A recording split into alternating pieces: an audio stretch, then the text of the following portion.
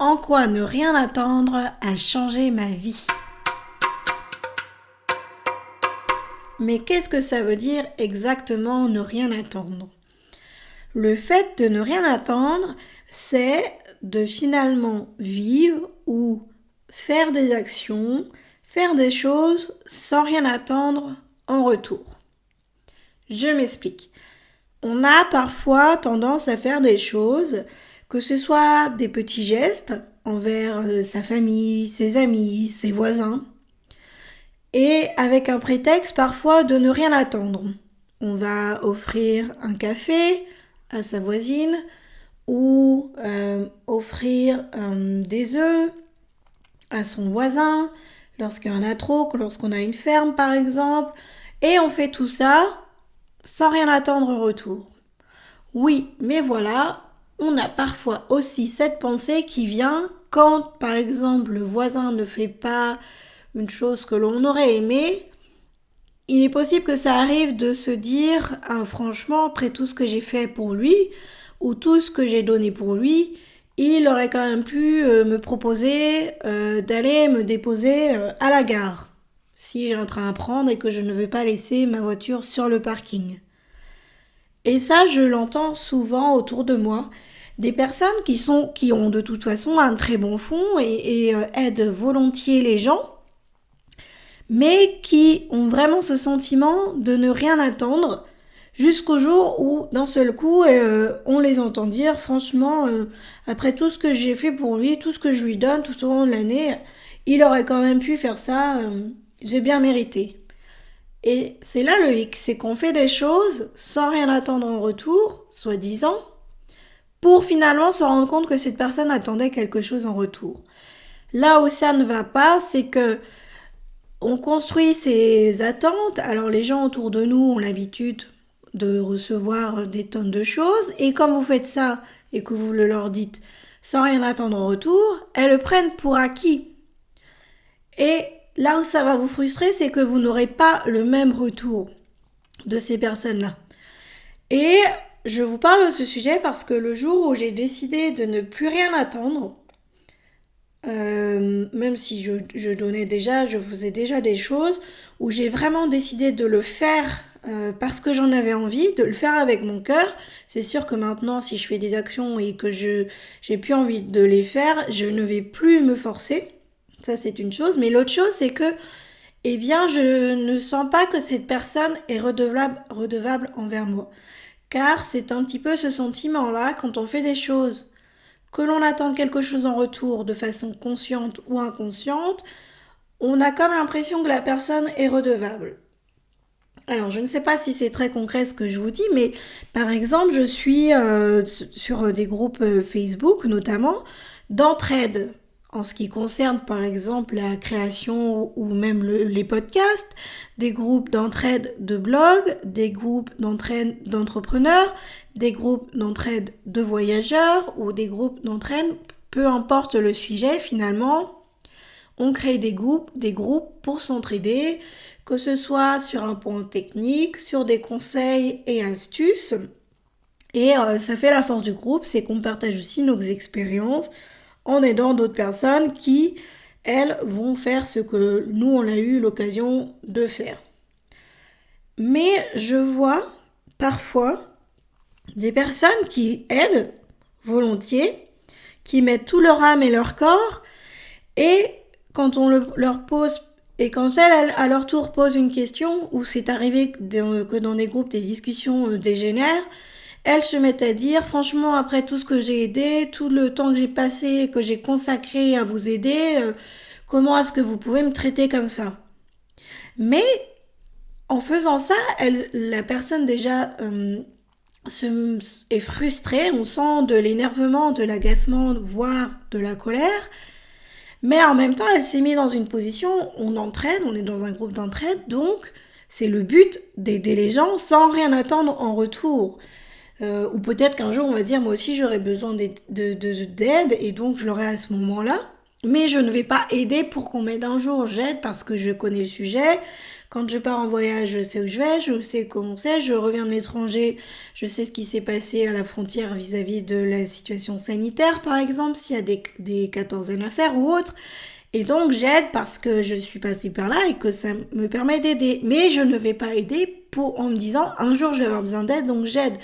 Et quand ces personnes se mettent dans cette situation de se dire j'ai tellement donné beaucoup de temps, d'énergie pour ce groupe, pour au final me faire insulter, c'est hors de question, elles se mettent en colère parce qu'elles ont placé des attentes tellement hautes par rapport à ce qu'elles ont donné que finalement elles vont se couper du groupe, elles vont se mettre à dos possiblement d'autres personnes et finalement elles vont y perdre. Alors qu'en fait, si elles avaient fait ça à la base en se disant j'aide mais je n'attends rien en retour, eh bien ça aurait complètement changé la donne, ça aurait donné une autre vision parce que on est censé, si c'est un groupe d'entraide, aider parce qu'on a envie, parce qu'on aime ça, parce que c'est dans notre nature.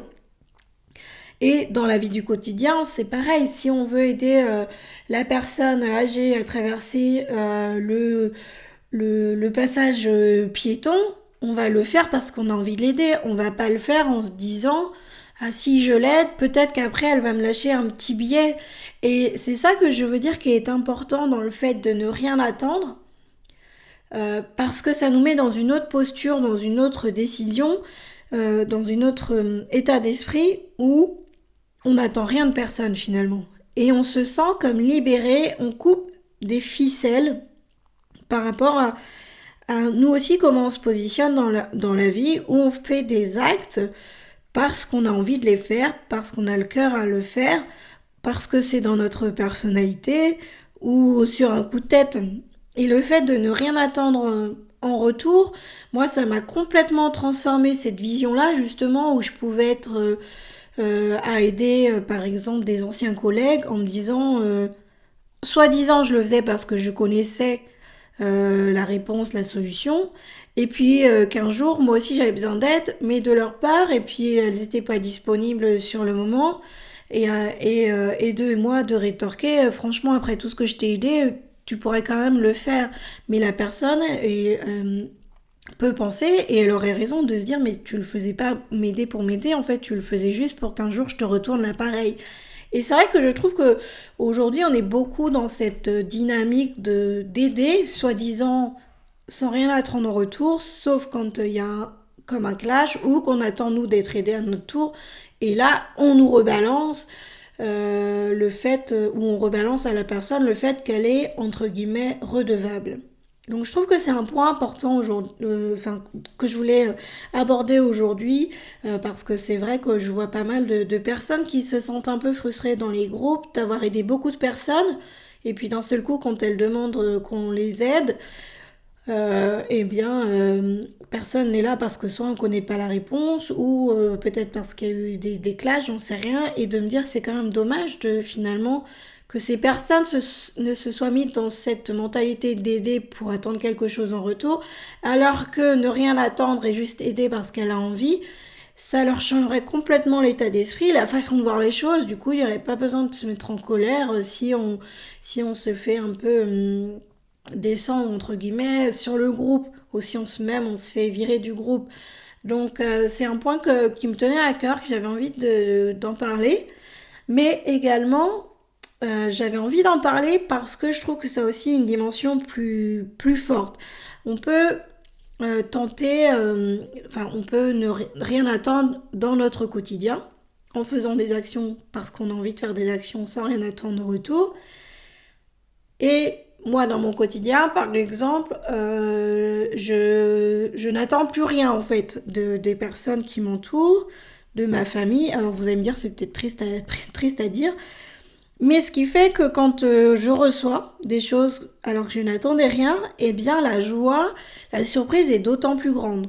Par exemple, c'est vrai que mon compagnon m'avait promis de me faire un cheesecake il y a déjà 2 ans de ça, pour mon anniversaire. Évidemment, j'ai pas eu mon gâteau d'anniversaire, j'ai pas eu mon cheesecake. Alors du coup, non seulement j'ai attendu toute la journée mon cheesecake, mais en plus je ne l'ai pas eu, donc j'étais frustrée, déçue et triste.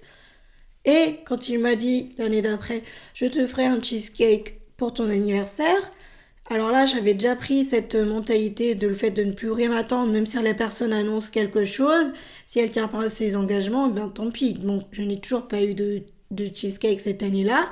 Et là, rebelote cette année, je te ferai un cheesecake pour ton anniversaire. Donc moi, même, même état d'esprit, je n'attends rien. De toute façon, ça fait 2 ans, 2 anniversaires que je suis censée avoir un cheesecake, je n'ai toujours rien. Mais c'est pas grave.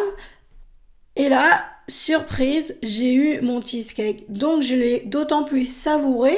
Non seulement j'ai pas eu de colère ou autre de tristesse, mais en plus j'étais tellement heureuse d'avoir un gâteau et un cheesecake alors que je n'attendais plus rien.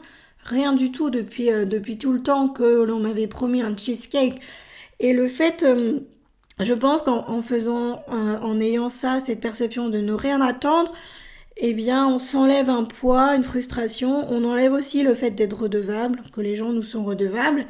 Et là où ça m'a beaucoup, beaucoup, beaucoup aidé, à un niveau beaucoup plus grand, on va dire, c'est lorsque je suis partie à la recherche de ma mère biologique, et c'est ce que je disais dans les réunions quand on se retrouvait entre adoptés, c'est quand on me demandait pourquoi, ou ce que j'attendais en fait de cette rencontre, de ces retrouvailles, ma réponse était de dire merci, mais point barre en fait. Je n'attendais rien d'autre de ces retrouvailles que de pouvoir dire merci. Et le fait d'être dans cet état d'esprit, ça coupe beaucoup de frustration, de colère et de rancœur aussi. Parce que par exemple, il y a des personnes qui recherchent leur famille et quand elles la retrouvent, elles veulent des réponses à leurs questions que finalement elles n'ont pas. Parce que la famille n'est soit pas prête à les voir, soit n'est pas prête à répondre aux questions. Et du coup, il y a comme une espèce de rancœur qui s'installe au fond d'elles, qui va pas forcément les détruire, mais qui peut aller jusqu'à les détruire, parce qu'elles ont attendu tellement de ces rencontres, de ces retrouvailles, de leur famille biologique, que elles se sont privées déjà de retrouvailles entre guillemets sans frustration, sans rien, juste des retrouvailles entre guillemets classiques, mais en plus elles se sont potentiellement mises à dos leur famille qu'elles avaient retrouvée. Et donc le fait de ne rien attendre, que ce soit dans le quotidien, mais aussi quand c'est des sujets beaucoup plus sensibles, beaucoup plus importants, eh bien ça fait un bien fou. Pour moi, je trouve que ça fait un bien fou, parce que quand du coup il arrive quelque chose auquel on ne s'attend pas, on apprécie d'autant plus. Et notamment, je pense que le fait de ne rien attendre tout au long de ma carrière m'aurait aussi ouvert, j'aurais vu les entretiens, par exemple, de fin d'année différemment. Puisqu'en entretien d'embauche, pas d'embauche, pardon, mais de fin d'année, les points annuels entre le chef et son, et le salarié, on a toujours tendance à attendre une augmentation, une prime, un bonus, quelque chose d'exceptionnel, une reconnaissance, des compliments, des remerciements. Et quand on va dans cet état d'esprit, l'état d'esprit dans lequel j'allais, et bien au final, comme je n'avais jamais rien, j'étais encore plus frustrée, plus énervée, j'avais pas envie de retourner travailler, j'en avais marre de tout donner pour ça, alors que si à cette époque-là j'avais eu cette volonté de ne rien attendre, d'y aller, puis de toute façon si j'avais rien, j'aurais eu beaucoup moins de frustration, beaucoup moins de mal à retourner travailler après, mais attention, ça n'empêche pas que je pouvais quand même défendre mon beefsteak, ça n'empêche pas de dire à cet entretien, regarde tout ce que j'ai accompli, les tâches, les objectifs que j'ai réalisés, comment ça s'est passé. Ça n'empêche pas de pouvoir se défendre et de pouvoir dire notre opinion, mais si on n'attend pas, si j'avais pas attendu autant de choses à la fin, j'aurais été probablement moins frustrée tout en ayant pu défendre d'une façon encore plus positive mon point de vue et le fait que je méritais une augmentation. Donc c'est important aussi, oui, voilà, de ne pas confondre non plus les attentes et les objectifs. Quand même toujours avoir des objectifs, mais sans forcément d'attente en retour.